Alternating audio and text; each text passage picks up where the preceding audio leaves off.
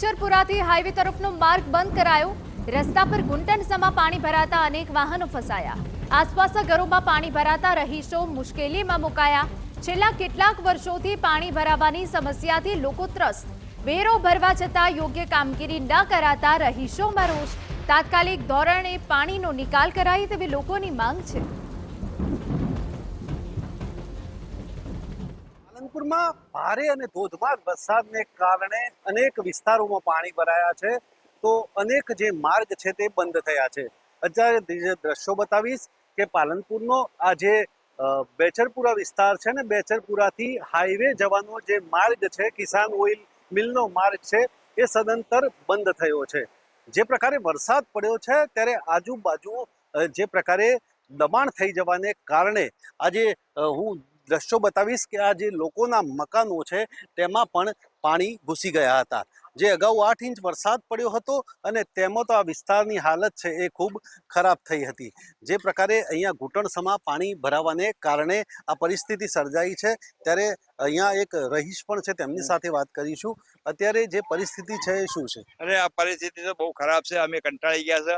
અહીંયા સાધારણ હેડે છે તો પાણી સીધું અંદર આવી અને છેલ્લે અંદર દરવાજા સુધી ઘૂસી જાય છે પાણી। શું આડા પતરા મૂકવા પડે છે, જો આ પતરું મૂકેલું જ છે।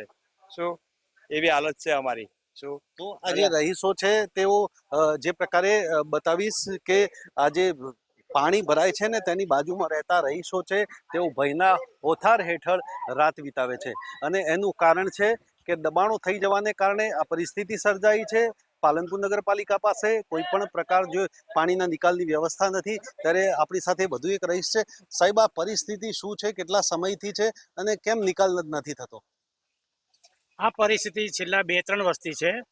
આ રોડ છે જિલ્લા પંચાયત અંડરમાં આવે છે। 2 વર્ષ પહેલા જિલ્લા પંચાયતે રોડ બનાવેલો હતો, પણ જે તે જગ્યાએ ખાડાવાળા ભાગનું પુરાણ કરેલ નહોતું। છેલ્લા 2 વર્ષથી પાણી ભરાઈ જાય છે, પરંતુ વારંવાર રજૂઆતો કરવા છતાં કલેક્ટરને અરજી કરવા છે, મામલતદારને રૂબરૂ અરજી કરવા છે, તો આ અંગે કોઈ પરિણામ આવતું નથી। ઘણા લોકો રાત્રેના ટાઈમે દિવસના ટાઈમે આવા પાણીમાંથી જાય છે, ત્યારે ઘણી લેડીઝો પડી જાય છે, રિક્ષાઓ ફસાઈ જાય છે, પરંતુ નગરપાલિકા, જિલ્લા પંચાયત કે કલેક્ટર કે મામલતદાર આ બાબતે કોઈ પણ નિર્ણય લેતા નથી। આ બાબતે વારંવાર અરજીઓ કરી છે, લોકોએ સહીઓ બી કરી છે, પણ નિકાલ આજની તારીખમાં પણ અહીંયા પાણી ભરાયેલું છે, એના કોઈ નિકાલની વ્યવસ્થા કરવામાં આવતી નથી। વચ્ચેના ખાડામાં જિલ્લા પંચાયત દ્વારા જે રોડ ઉપર જે મેટલ નાખવામાં આવે છે એ 25% જગ્યાએ મેટલ નાખવામાં, જે જગ્યાએ ખાડો છે એ જગ્યાએ મેટલ ન નાખવાના કારણે આજની તારીખમાં પણ એની એ જ પરિસ્થિતિ છે। એટલે સરકારના પૈસા અને અમે જે લોકો જે ટેક્સ ભરે છે એ પૈસાનો ખોટો વેડફાઈ રહ્યો એવું અમારું માનવું છે। લોકોનો આક્રોશ છે કે આ ટેક્સ છે એ ખોટો વેડફાઈ રહ્યો છે। અને એક દાદા છે, દાદા શું પરિસ્થિતિ છે? સાહેબ, છેલ્લા હું 40 વર્ષે રહું। એક મકાન હતું, બીજું મકાન બનાવ્યું હતું, પેલા રોડ નહોતો તો આ સ્થિતિ હતી, ગાડીઓ ફસાઈ જતી હતી, 2-2 દિવસે ગાડીઓ આવીને ખેંચીને લઈ જતા હતા। અને આજની તારીખ રોડ બનાવ્યા કરે પાણીનો કાયમી પ્રશ્ન છે સોલ્વ, પણ ગાડીઓ ફસાઈ જાય, ગાડીઓ ઊંધી પડી છે, બિચારા છોકરાઓ છોકરીઓ ભરતી હોય એમને પણ બહુ તકલીફ પડે, ધક્કા મારી રિક્ષા ગાડી પડે, બરાબર। અને અમારા ઘરનો આખો રસ્તો બંધ થઈ ગયો, ઘરનો પાણી રહીને અમારા ઘરમાં પહે, બરાબર। અને અમારા ઘરમાં રહેવું કેવી રીતે? અમે આખી રાત ખાટલા બેસીને અમે ઉજાગરા કરેલા છીએ અહીંયા આખો તમને, બરાબર। જિલ્લા પંચાયતે હાથ ઊંચા કરી દીધા છે, એટલે આ રહીશો છે એ વરસાદ આવે તો ભયના ઓથાર હેઠળ પોતાની રાત વિતાવી રહ્યા છે। તેમની માગણી છે કે આ પાણીનો તાત્કાલિક નિકાલ થાય। અતુલ ત્રિવેદી, TV9, બનાસકાંઠા।